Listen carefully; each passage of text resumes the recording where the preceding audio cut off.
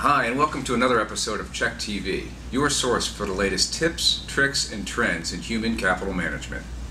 Today on Chequed TV, we'll be discussing a new concept in HR. It's called return on hire. We'll be doing it with Greg Moran, CEO and founder of Chequed.com.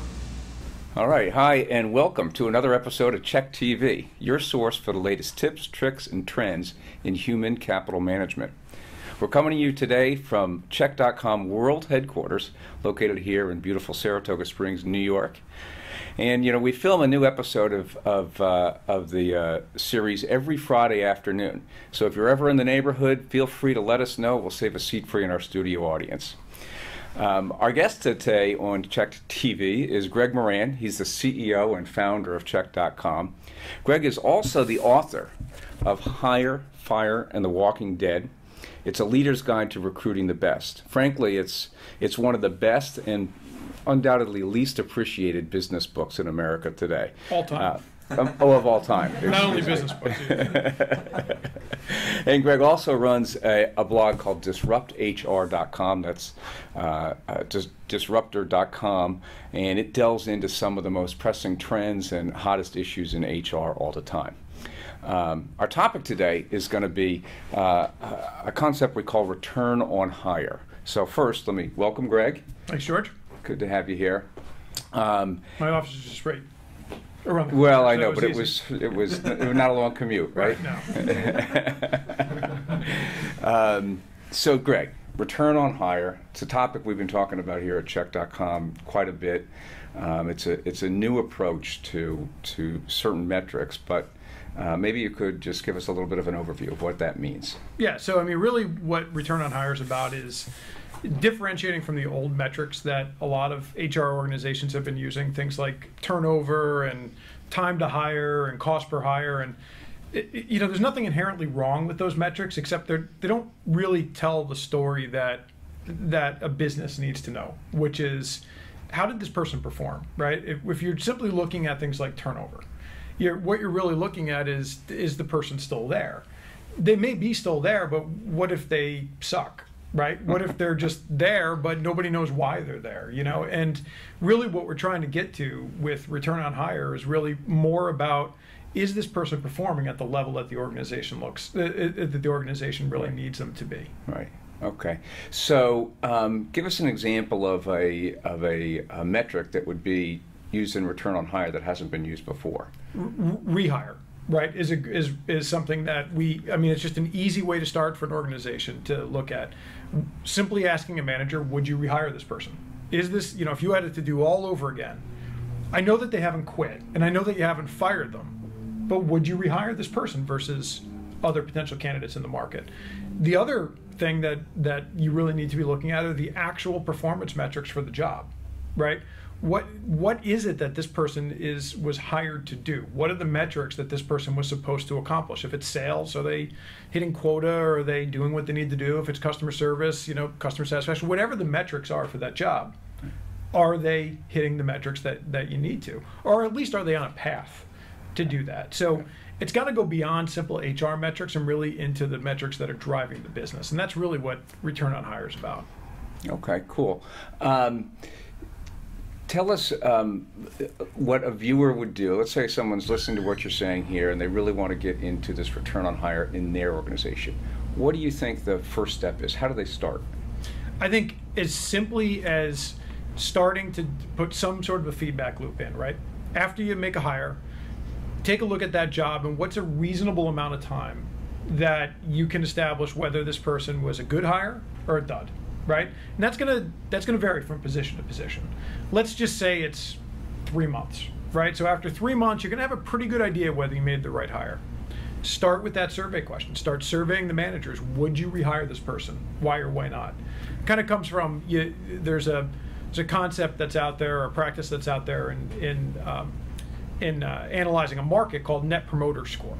And this kind of comes from that same sort of thinking, right?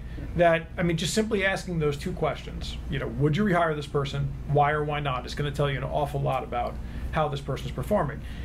Sometimes it takes a little bit longer to really get a sense of whether they're on target from a metric standpoint, from a performance metric standpoint, but that's a really easy way to start. And keep asking that question. Maybe for the first year, every quarter, or maybe, it's going to depend a lot on the position, but over a reasonable amount of time, before it becomes less about the recruiting and more about the management skills, right? But during that period of time, keep asking that question. Okay. Now, one of the things you said when we first started the conversation was you have to know what success looks like in a position. So that really gets to almost this notion of benchmarking or competencies. Maybe you tell us a little bit about how that fits into the whole model. Yeah, you asked me where to start, and I think I probably should have started with that and taken a step back a little bit and really looking at, I think before you can really start to identify the return on hire, you've got to know what the target is. It's always shocking to me how often an organization will make a hire with no real clear idea of, they might have a job description, but it usually stops there in terms of really understanding what do we need this person to do. It's not about tasks that you need them to do, it's about what does performance look like, right? Boiling it down to what are the metrics associated with the job. That's going to tell you how this person's performing. If you can identify that, you can start to identify the competencies that are associated with those metrics. Give you a simple example. I mean, if it's sales, maybe a metric is, on target earnings, right? If you can take a step back and say, okay, then what does somebody who achieves this metric look like in our organization? What are the competencies associated with a person who has the on-target earnings that we're looking for in this job? If you can identify that, that gives you that benchmark. And again, then you can start to automate this process, which is ultimately what we want to do. If you can kind of build that into the front end, identify those competencies, build it into the front end by using an assessment or automated reference checking or any other tools that you may be using, have the feedback loop on the back end, that's going to allow you to continue to iterate that process and really not only identify what that return on hire looks like, but also continue to drive it up. And that's the real goal of HR departments these days, right, is to not just make a good process, but find a way to constantly improve. I mean, that's really what you're getting at here. You got to constantly improve, whether it's an HR department or it's a sales organization or customer service or any other department for that matter, right? You've got to be, I think what we're trying to really say here is it's not about the HR metrics, right? That HR plays a role obviously in this, but it's not really about the HR metrics. What it's really about is identifying those business metrics that are going to propel the business forward. That's what we're trying to do. We're not trying to reduce turnover in and of itself. You and I were talking before. I mean, turnover in and of itself may or may not be a good thing in certain cases. I mean, if you've got a poor performer and they quit, well, it's not such a bad thing, right? So, I mean, that's why we're really trying to get back to what do the business metrics look like, and then how do we drive that forward? Right.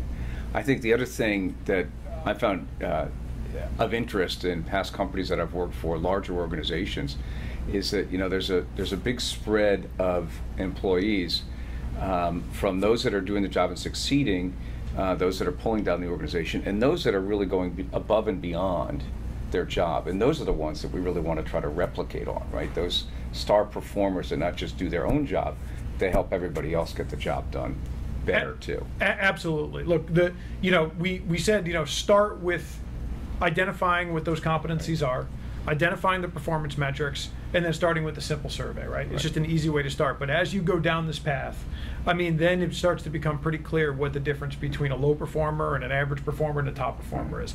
You start to identify that, that's what's really going to propel it forward.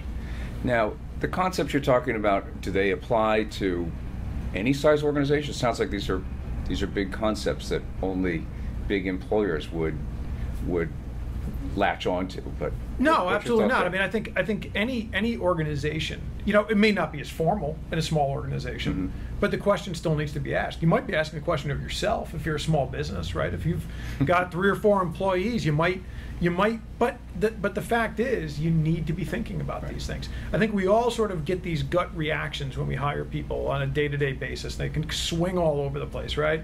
Oh, geez, they're doing fantastic, and then the next day something gets screwed up, and you say, oh, maybe I made a bad hire. Right? We've got to get objective about it, and that's really what we're looking. So I think in any organization, larger organizations, it's going to be a more formal process. Smaller organizations, it may simply be a dialogue. in your own head in some cases, but it needs to happen. Great. Anything I haven't asked you that you'd like to cover on this topic? No, I think that's it. I think just start simple is, I think, the key to it. I have one last request of you. I've had this book, I've read it cover to cover, but it's not personalized. Would you autograph my copy of Hire? $5. Great. Thanks a lot, Greg. We appreciate it. And we'll see you all next Friday for another episode of Chequed TV. That's great. What do we think?